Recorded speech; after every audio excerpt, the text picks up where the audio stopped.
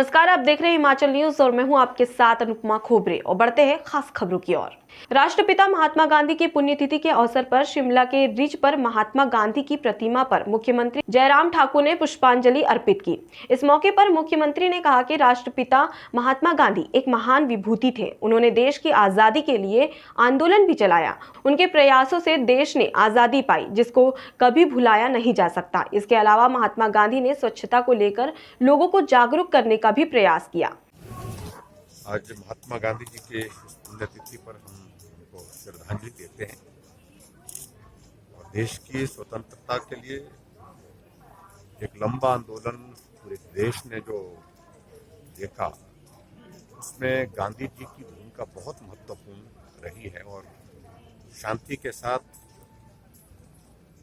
हमको अपने इस लक्ष्य को हासिल करना चाहिए स्वतंत्रता के। इस दृष्टि से उनने पूरे देश भर में एक वातावरण खड़ा किया और पूरे देश के विभिन्न स्थानों पर जा करके देश के लोगों के बीच में एक माहौल खड़ा किया कि स्वाधीनता हमारा अधिकार है और इसको हासिल करने के लिए हम सब लोगों को संघर्ष करना चाहिए। और उस दृष्टि से हिमाचल प्रदेश में भी, शिमला में भी उनका एक बार नहीं अनेक बार आना हुआ। और हिमाचल छोटे प्रदेश ने भी उस दृष्टि से जो है देश की आज़ादी के लिए, स्वतंत्रता के लिए उनके नेतृत्व में एक बहुत महत्वपूर्ण भूमिका उस वक्त भी निभाई। और उनके इस योगदान के लिए वो हमेशा जो है वो स्मरण किए जाते हैं। और उस वक्त, उस दौर में भी स्वच्छता उनका एक बहुत प्रिय विषय है। और उस स्वच्छता के संदर्भ में उस वक्त जो बातें कही हैं, आज भी वो बहुत जो है वो तर्कसंगत है। और मुझे इस बात की भी प्रसन्नता है कि हमारे देश के यशस्वी प्रधानमंत्री नरेंद्र मोदी जी ने गांधी जी के इस स्वच्छता के उस आंदोलन को आगे बढ़ाने में और गति दी है। तेज गति से इस आंदोलन का हिस्सा बने और स्वच्छता हमारे जीवन का एक नियमित एक विषय बने। उस दृष्टि से जो है हम आगे बढ़ करके काम कर रहे हैं। और आज के इस अवसर पर, इस पुण्यतिथि पर महात्मा गांधी जी को मैं श्रद्धांजलि देता हूं और उनके योगदान को स्मरण करता हूं। आज राष्ट्रपिता महात्मा गांधी की 73वीं पुण्यतिथि है। आज ही के दिन 30 जनवरी 1948 को नाथूराम गोडसे ने उनकी हत्या कर दी थी। बापू की पुण्यतिथि पर देश भर में उन्हें याद किया गया और भावी श्रद्धांजलि अर्पित की गई। राष्ट्रपिता महात्मा गांधी की पुण्यतिथि पर जिला कांग्रेस मंडी के सदस्यों ने उन्हें श्रद्धांजलि दी। इस अवसर पर सभी मौजूद सदस्यों ने सत्य और अहिंसा के मार्ग पर चलने की शपथ ली। 30 जनवरी 2021 को गांधी भवन मंडी में राष्ट्रपिता महात्मा गांधी जी की पुण्यतिथि के अवसर पर एक बैठक का आयोजन किया गया, जिसकी अध्यक्षता मैंने की। सर्वप्रथम उनके चित्र पर सभी कार्यकर्ताओं ने पुष्प भेंट कर श्रद्धांजलि अर्पित की और उनको नमन किया और उनके जीवन पर हमने प्रकाश डाला। और सबसे बड़ा योगदान गांधी जी का सत्य और अहिंसा के मार्ग पर चलकर अपना जीवन लगा दिया। और आज का दिन शहीदी दिवस के रूप में भी मनाया जाता है। 30 जनवरी 1948 को 11 बजे उन्हें गोली मारकर गॉडसे जी ने उनकी हत्या कर दी थी। और राष्ट्र की आज़ादी के लिए, भारतवर्ष की आज़ादी के लिए महात्मा गांधी जी का बहुत बड़ा योगदान रहा है। प्रदेश की सबसे बड़ी जिला परिषद कांगड़ा में अध्यक्ष और उपाध्यक्ष पद के चयन के लिए समूचे देश भर के सियासी दलों और नेताओं की नजरें गड़ी हुई थी। लेकिन जिला परिषद कार्यालय में हुई चुनावी प्रक्रिया की आज की बैठक में कोरम पूरा ही नहीं हो पाया, जिसके चलते जिला निर्वाचन अधिकारी और जिलाधीश राकेश प्रजापति ने इसे अब 1 फरवरी तक के लिए टाल दिया है। अब यही चुनावी प्रक्रिया 1 फरवरी सोमवार को तय की गई है। आपको बता दें कि कांगड़ा में 54 जिला परिषद सदस्य हैं। और कोरम पूरा करने के लिए 36 सदस्यों की आवश्यकता थी, जबकि बहुमत के लिए 54 के आंकड़े का 1/3 चाहिए। बावजूद इसके भाजपा इस बैठक में महज 33 ही सदस्यों को शरीक कर पाई, जबकि कांग्रेस का एक भी पार्षद इस बैठक में शामिल नहीं हुआ। हालांकि भाजपा ने 40 सदस्यों का समर्थन होने का दावा किया था, मगर वो दावा उस वक्त हवा-हवाई हो गया जब बैठक में भाजपा महज 33 ही सदस्य पेश कर पाई और कोरम भी पूरा नहीं कर पाया। फिलहाल जिला निर्वाचन अधिकारी राकेश प्रजापति ने इस चुनावी प्रक्रिया को 1 फरवरी तक टालते हुए अब कोरम पूरा करने के लिए सिर्फ 27 सदस्यों की उपस्थिति से ही मुकम्मल करवाने की बात कही है। देखिए, ओथ के बाद आज पहली बैठक थी जिसमें जिला परिषद कांगड़ा के लिए अध्यक्ष और उपाध्यक्ष चुनना था, लेकिन 54 मेंबर की जिला परिषद है और आज सिर्फ 33 उपस्थित थे और जो कोरम है हमारा 36 का होता है और इस वजह से आज इलेक्शंस नहीं कराए जा सके। और अगला जो नोटिस जो हमने दिया हुआ है मेंबरान को वो 1 तारीख को है और 1 फरवरी को सुबह 11 बजे दोबारा ये प्रोसीडिंग शुरू होगी और अगली बार जब ये बैठक होगी, जब प्रोसीडिंग चलेगी, जो कोरम होगा वो सिर्फ मेजॉरिटी होगी। तो अगली बार का कोरम 36 ना होकर अब 27 होगी और आने वाले समय में देखते हैं किस प्रकार से जो प्रोसीडिंग है आगे बढ़ती है। धन्यवाद। वहीं कैबिनेट मंत्री राकेश पठानिया ने कहा कि भले ही आज वो कोरम पूरा नहीं कर पाए, फिर भी अध्यक्ष और उपाध्यक्ष उनके ही बनेंगे। पठानिया ने कहा कि आज भी वो चाहते तो कोरम पूरा करवा सकते थे, मगर उनके साथ आए अन्य सदस्य इसलिए एक्सपोज नहीं होना चाहते थे ताकि उनके दूसरों के साथ निजी रिश्तों में दरार ना आए। वहीं उन्होंने विपक्ष के रवैये पर भी अपनी ही गलती जाहिर की। देखिए, हम जो दावा कर रहे थे हमने पेश किया है। हमारे पास आज 34 वैसे तो 35 लोग थे पर कोरम के लिए 36 चाहिए थे। तो हमने कुछ 2 लोग ऐसे थे जो एक्सपोज नहीं होना चाह रहे थे और उनकी कमिटमेंट्स थी यहाँ वहाँ पे, पर 33 जो हमारे बिल्कुल पक्के थे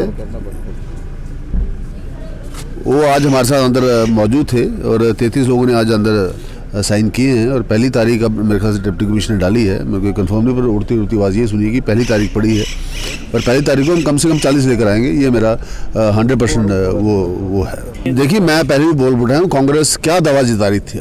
हमने पहले जब जिस दिन यहाँ पे नॉमिनेशन जिस दिन यहाँ पे शपथ हुई थी उस दिन की सामूहिक चित्र मेरे साथ जो थे 31 लोगों का वो हमने डाला। कल भी 33 लोगों का चित्र हमने मुख्यमंत्री जी के साथ डाला और आज भी हम 33 लोग लेकर यहाँ पे फिजिकली प्रेजेंट हुए।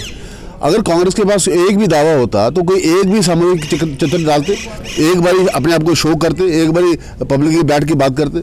उनके पास 15 से कम लोग हैं और मैं आपको बड़े क्लियरली बोल रहा हूँ कि परसों हम 40 लोग लेकर यहाँ पे आएंगे और अध्यक्ष भी हमारा बनेगा और उपाध्यक्ष भी हमारा बनेगा। देखिए, हम कहीं ना कहीं तो हम अपने आप को इस बार मैं मानता हूँ कि हमारे से कुछ गलत रहा कि हम थोड़ा सा ओवर कॉन्फिडेंट रहे। जो लोग हमारे पास आने चाहिए थे हम उनको ठीक टाइम पे नहीं पहुँचा सके। आज 3 बजे तक हमारे पास 37 लोग हो जाएंगे, पर टाइमिंग की वजह से हमारा थोड़ा सा काम खराब हुआ। जो जैसे हमने जो डेट डिप्टी कमिश्नर ने दी है, मुझे अभी पता चला कि पहली तारीख अगली तय हुई है, क्योंकि विदिन 10 डेज करना होता है। तो नियरेस्ट जो डेट हमें मिली है तो पहली तारीख को हम 40 लोग लेकर आएंगे और बिल्कुल थम्पिंग मेजॉरिटी के साथ अपना अध्यक्ष और उपाध्यक्ष में। कांगड़ा के नगरोटा बंगवा में बीडीसी के अध्यक्ष और उपाध्यक्ष पद पर कांग्रेस ने बाजी मार ली है। बीडीसी के अध्यक्ष और उपाध्यक्ष पद के लिए कांग्रेस और भाजपा ने अपने अपने उम्मीदवार उतारे।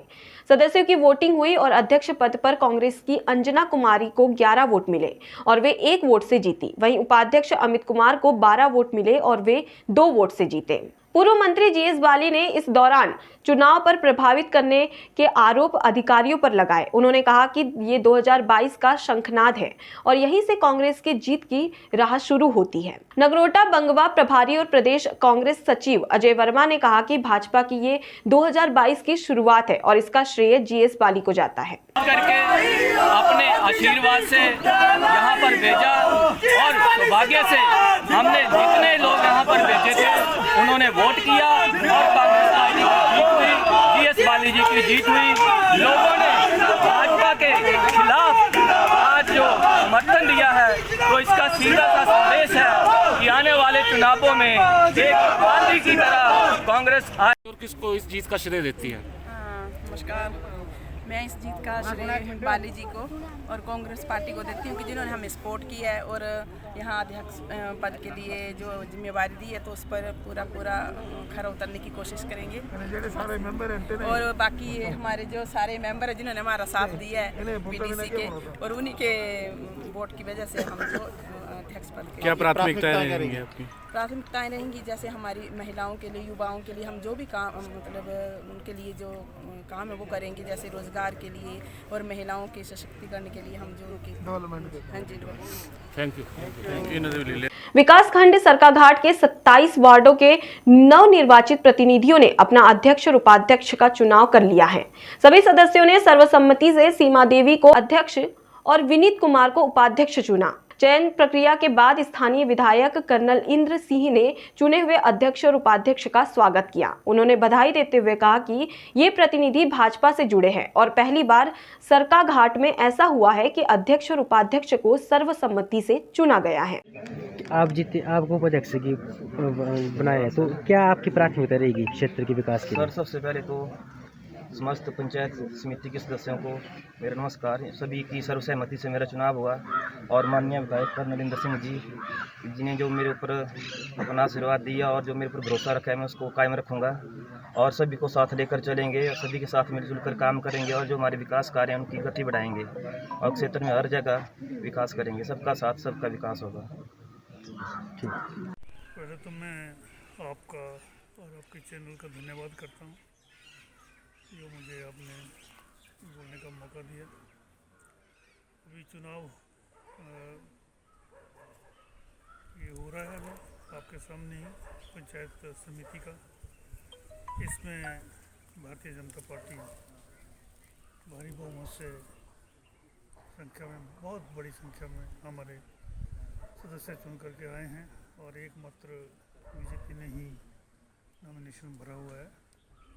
कांग्रेस टोटली नाराज है इसमें और हमारे अध्यक्ष और उपाध्यक्ष समिति के जो हैं ये सर्वसम्मति से चुने गए हैं। ये बताते हुए मुझे बहुत खुशी होती है। पहली बार हुआ है कि हमारे अध्यक्ष और उपाध्यक्ष जो हैं यहाँ सर्वसम्मति से चुने गए हैं और कांग्रेस का कोई नॉमिनेशन पेपर फाइल तक नहीं हुआ है। अब विनोद क्लिनिक की नई शाखा वी केयर मेडिकल सेंटर हथलीपुल। यहाँ doctor Vivek Sharma MD medicine द्वारा डायबिटीज, गठिया, हड्डियों की बीमारियां और अन्य मेडिकल प्रॉब्लम्स का इलाज किया जाता है। यहाँ continuous glucose monitoring, Doppler scan, diet planning, foot care clinic इत्यादि जैसी सुविधाएं उपलब्ध हैं। यहाँ पर डॉक्टर मनजोत MD स्किन द्वारा हेयर ट्रांसप्लांट सर्जरी, पुरुष स्तन घटाव की सर्जरी, लाइपोसक्शन और लेजर द्वारा अनचाहे बाल हटाना, फुलबेरी का इलाज और टैटू रिमूवल भी किया जाता है। वी केयर मेडिकल सेंटर हथलीपुल, जिला हमीरपुर, हिमाचल। 9805054455। जिला परिषद के गठन को लेकर सिरमौर में राजनीतिक घमासान जारी है। जिला मुख्यालय नाहन में आज जिला परिषद सदस्यों के लिए शपथ ग्रहण समारोह का आयोजन किया गया था, मगर इसमें सिर्फ कांग्रेस समर्थित लोग ही पहुंचे। शपथ ग्रहण समारोह को लेकर उम्मीद लगाई जा रही थी कि कांग्रेसी सदस्य समारोह से किनारा कर सकते हैं, मगर हुआ इसके बिल्कुल विपरीत। शपथ ग्रहण समारोह में 8 कांग्रेस समर्थित सदस्य पहुंचे और शपथ ली, जबकि भाजपा समर्थित सभी जिला परिषद सदस्य ने शपथ ग्रहण समारोह से किनारा किया। बीमार होने की वजह से कांग्रेस समर्थित एक सदस्य भी शपथ ग्रहण समारोह में शामिल नहीं हो पाए। अन्य सदस्यों की शपथ के लिए जल्द अगली तारीख तय की जाएगी। सिरमौर के 24 तारीख को चुनाव गिनती संपन्न हुई थी। आज हमने जिला परिषद के जो मेंबर चुन के आए थे 17 मेंबर्स, उनकी शपथ के लिए मीटिंग रखी थी। 17 में से आज हमारे पास 8 लोग जो जिला परिषद के मेंबर चुन के आए हैं उनकी शपथ आज दिलवा दी गई है। अन्य जो मेंबर हैं उनको नियमानुसार अगली कार्रवाई करेंगे। मैं इनका सभी जिला परिषद मेंबर का जिला परिषद सदस्य के रूप में हार्दिक स्वागत करता हूं। आज से विधिवत जिला परिषद के मेंबर हैं। जो भी जिला परिषद की मीटिंग होगी उसमें इनका आना आवश्यक होगा, अनिवार्य होगा। कांग्रेस नेता दावा कर रहे हैं कि जिला परिषद पर इस बार लगातार दूसरी बार कांग्रेस काबिज होगी। कांग्रेस के वरिष्ठ नेता और शिलाई के विधायक हर्षवर्धन चौहान ने कहा कि जिला परिषद के 9 सदस्यों के साथ कांग्रेस बहुमत में है। उन्होंने कहा कि भाजपा का कुनबा बिखरा हुआ है, जिसका कारण वह लोग आज शपथ ग्रहण करने भी नहीं पहुंच पाए। उन्होंने दावा किया कि कांग्रेस 9 से भी अधिक मतों के साथ जिला परिषद के अध्यक्ष और उपाध्यक्ष काबिज होंगे। आज हमारे जो कांग्रेस के समर्थित जिला परिषद के मेंबर हैं, उन्होंने शपथ ली है। 8 मेंबरों ने आज हमारे शपथ ली है। हमारे पास 9 मेंबर है और जो हमारी 9वीं मेंबर है श्रीमती अंजना शर्मा जी, जो भंगानी से जीत के आई हैं, वो अस्वस्थ हैं, हॉस्पिटल में एडमिट हैं, इसलिए वो यहाँ नहीं आ पाई हैं। और हम आज फिर आप लोगों के माध्यम से जनता के बीच में दावा ठोक के कर रहे हैं कि हमारे पास 9 मेंबर है और ज़िला परिषद सिरमौर जो है वो कांग्रेस पार्टी का अध्यक्ष और उपाध्यक्ष होगा। और मैं ये भी कहना चाहता हूँ आपके माध्यम से कि भारतीय जनता पार्टी के जो मेंबर हैं उसमें से कई लोग हमारे संपर्क में भी हैं। आज अगर भारतीय जनता पार्टी के पास, तो मेरा कहना है उनके पास तो 8 मेंबर भी नहीं है। अगर बीजेपी के पास 8 मेंबर होते तो आज वो शपथ लेने भी नहीं आए। शपथ ना लेने का मतलब क्या होता है कि इनका कुनबा बिखरा हुआ है, ये डरे हुए हैं। और ज़िला सिरमौर में जो है ज़िला परिषद का चेयरमैन कांग्रेस पार्टी का बनेगा। कांग्रेस पार्टी के 9 के 9 जो मेंबर हैं वो एकजुट हैं। 10 तरह की अफवाहें भी चलती हैं, चर्चाएं भी चलती हैं जब चुनाव होता है। ऐसा कुछ भी नहीं है। जो अफवाहें हैं मैं उसको सिरे से नकारना चाहता हूँ। कांग्रेस पार्टी के 9 के 9 मेंबर जो है वो मजबूत हैं, इकट्ठे हैं और एक होकर के हम जो है वो आगे सभी कांग्रेस के सभी वरिष्ठ नेता अजय बहादुर जी, करनेश जी, अजय सोलंकी जी, हम सब इकट्ठे हैं और मिलजुल करके हम चल रहे हैं। और मैं कह सकता हूं कि कांग्रेस पार्टी के उम्मीदवार को 9 से भी ज़्यादा वोट मिलेंगे। ये मेरा दावा है। आपका बहुत बहुत धन्यवाद। इस वर्ष कोरोना महामारी के नियमों का पालन करते हुए अंतर्राष्ट्रीय शिवरात्रि मेला आयोजित किया जाएगा, जिसके लिए एक सब कमेटी का भी गठन किया गया। उपायुक्त ऋग्वेद ठाकुर ने जानकारी दी, हर वर्ष की भांति सभी देवी देवताओं को आमंत्रित किया जाएगा ताकि मेले का आयोजन धूमधाम से किया जा सके। वहीं इस मौके पर सर्व देवता समिति के अध्यक्ष शिवपाल शर्मा ने भी अपने विचार प्रकट किए। मंडी शिवरात्रि के जो जनरल हाउस है उसकी बैठक यहाँ पर आयोजित की गई विपक्ष सदन में, और जो प्रमुख फैसला लेना था कि शिवरात्रि इस साल 11 मार्च से जो मनाई जाएगी वो किस स्वरूप में मनानी है, उसमें क्या एक्टिविटीज़ करनी है। और जहाँ उपस्थित सभी लोग थे, सर्वसम्मति से ये फैसला लिया गया कि हर साल की भांति शिवरात्रि उसी धूमधाम से इस साल भी मनाई जाएगी। ज़रूर कोविड के लेकर जो चैलेंजेस हैं, जो SOPs हैं, इनमें हम इनका ध्यान रखना पड़ेगा और विशेष कुछ SOPs मेले के लिए हमें बनानी पड़ेगी। मेले की विभिन्न गतिविधियों को की दृष्टि से बनानी पड़ेगी। इसमें आज मेला जिस तरह से आयोजन करने का फैसला लिया, साथ ही साथ सब कमिटीज़ का गठन किया गया और सब कमिटीज़ आगे भी देखेंगे कि हर एक्टिविटी जो होनी है उसमें जो स्थिति है कोरोना वायरस की, उसको देखते हुए कैसी एक्टिविटीज़ करी जाए। पर ये ज़रूर फैसला लिया गया है कि सारी एक्टिविटीज़ यहाँ पर की जाएगी। सभी देवताओं को, जो हमारे रजिस्टर्ड देवी देवता है मंडी शिवरात्रि में, उन सबको आमंत्रण आज से भेजा जाएगा और उन सब से अनुरोध किया जाएगा, आग्रह किया जाएगा कि वो शिवरात्रि में आए और शिवरात्रि को हम धूमधाम से मनाएं।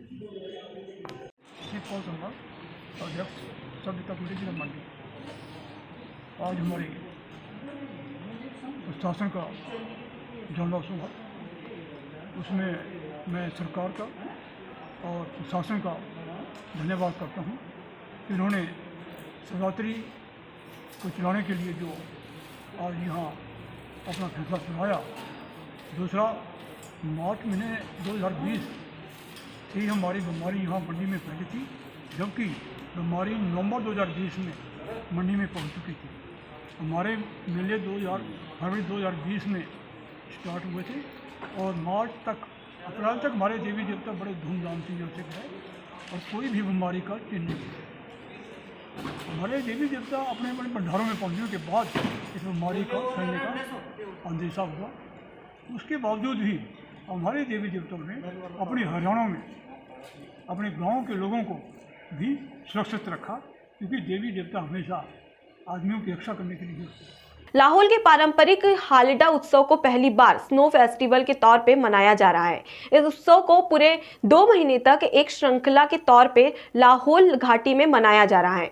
इसे अभी तक अलग अलग तारीखों में मनाया जाता था। लाहौल की अलग अलग घाटियों में बौद्ध और हिंदू परिवारों की ओर से ये उत्सव नए साल के आगमन के तौर पे मनाया जाता है। अभी तक स्थानीय लोग ही इस फेस्टिवल का हिस्सा होते हैं। इस फेस्टिवल के जरिए लाहौल घाटी की समृद्ध सांस्कृतिक विरासत को पूरी दुनिया तक पहुंचाने की कोशिशें भी हैं, ताकि पर्यटक को प्रोत्साहित किया जा सके। लोहड़ी के बाद पहली पूर्णमासी से हालिडा शुरू हो जाता है। नए साल के उपलक्ष्य में मनाया जाने वाला हालिडा उत्सव बर्फबारी के बीच शुरू होता है। इस उत्सव से बुरी आत्माओं को भगाने के लिए लोग मशाल लेकर निकलते हैं।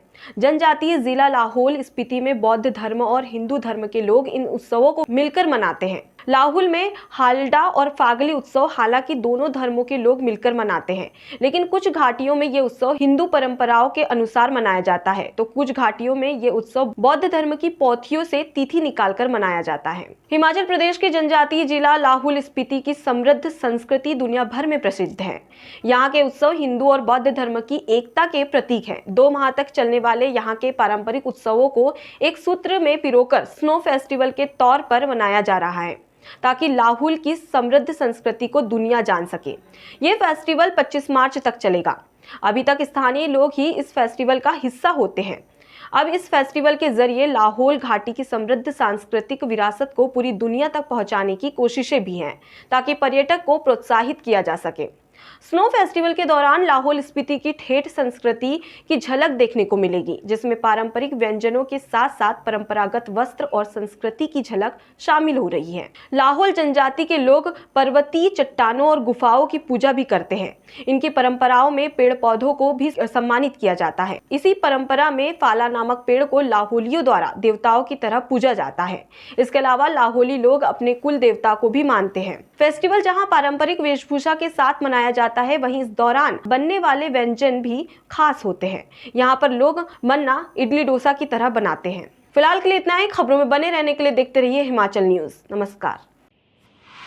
अब विनोद क्लिनिक की नई शाखा वी केयर मेडिकल सेंटर हथलीपुल।